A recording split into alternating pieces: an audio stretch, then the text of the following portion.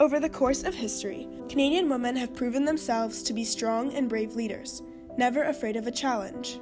Canadian women have created a voice, a movement, one that allows all Canadians to stand up and fight for the change that they want to see. The women were not always looked at in this kind of light. In fact, they were often discriminated and undermined, forced to stand on the sidelines before even proving what they had to offer. This was all until one quiet afternoon when 5 Albertan women gathered to discuss a movement, one that would change the course of history for all women in Canada. Nellie McClung, Louise McKinney, Irene Parlby, Emily Murphy, and Henrietta Muir Edwards. These women would later be known as the Famous Five, as recognition for the important step they made in advancing women's role in Canada. I agree too with that. Yeah. Ladies, please, if you would give me a moment of your time. I have invited you all here today to discuss our advancements with the person's case. For too long, we have approached our inequality as women with protests, movements recognized by the public but looked down on by the government. We must approach them with a plan, and no plan is better than this one, the person's case. It will show them thought, reason, and they will not be able to deny us of our rights any longer. We must do this now, for I do not know how much longer we can hide out in the shadows of these men. It is stated here in the British North America Act that any qualified person is able to vote, but states nowhere that a qualified person is not a woman.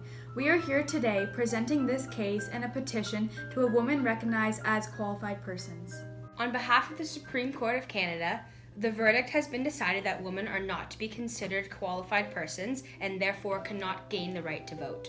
We cannot give up. We have worked too hard. We will take our case to a larger government. We will fight harder. We will find a way. Therefore, we are here today presenting our case to you for women to be considered persons for the benefit not just for their individual opportunities, but also for the benefit of equality in our society. The exclusion of women from all public offices is a relic of days more barbarous than ours. And to those who would ask why the word person should include females, the obvious answer is, why should it not? The person's case truly allowed the women of Canada to step into their new role in society. The person's case granted women with the right to vote and be appointed to the Senate, two very large and important privileges in Canada at the time. As the years went on, women continued to use their role to further their recognition as equal citizens. The year was 1967. Canadian women had been noticing that their issues were still not considered relevant. They bonded together to form a movement, which they used to approach the government about the Royal Commission on the Status of Women.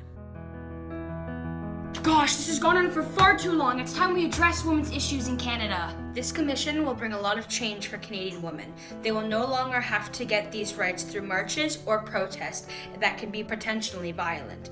A commission like this will do a great service for all Canadians. Florence Bird, it is so wonderful to meet you. As you may be aware, the government is legislating a commission for the status of women. I thought there was no better woman than to be appointed chairman of the status than you. This commission is truly gaining momentum, and just in time. We have been receiving so many requests to improve women's status and rights in Canada. The Royal Commission on the Status of Women brought about great change for the women of Canada.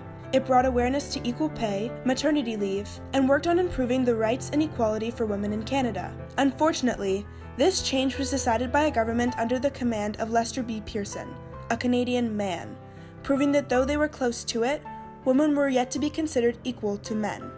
Although women were advancing and getting the recognition they deserved, not everyone in the nation was thrilled by this success. On December 6, 1989, tragedy had struck Canada.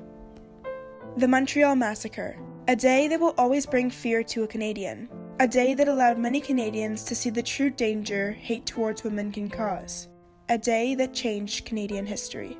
Earlier today, Marc Lepin of Montreal, Quebec entered the École Polytechnique and opened fire on the female students of the university.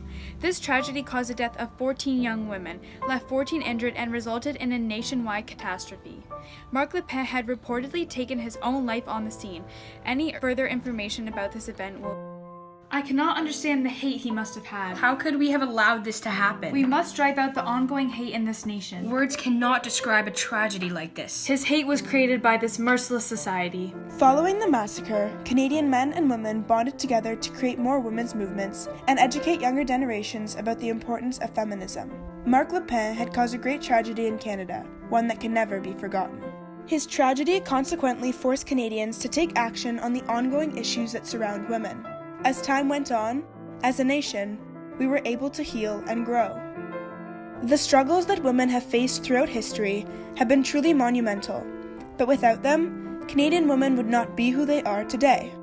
From the first steps that the Persons case allowed women to take, the rise in equality that the Royal Commission had brought to them, and the strength that the Montreal Massacre had provided women with, Canadian women have truly traveled down a long and difficult path.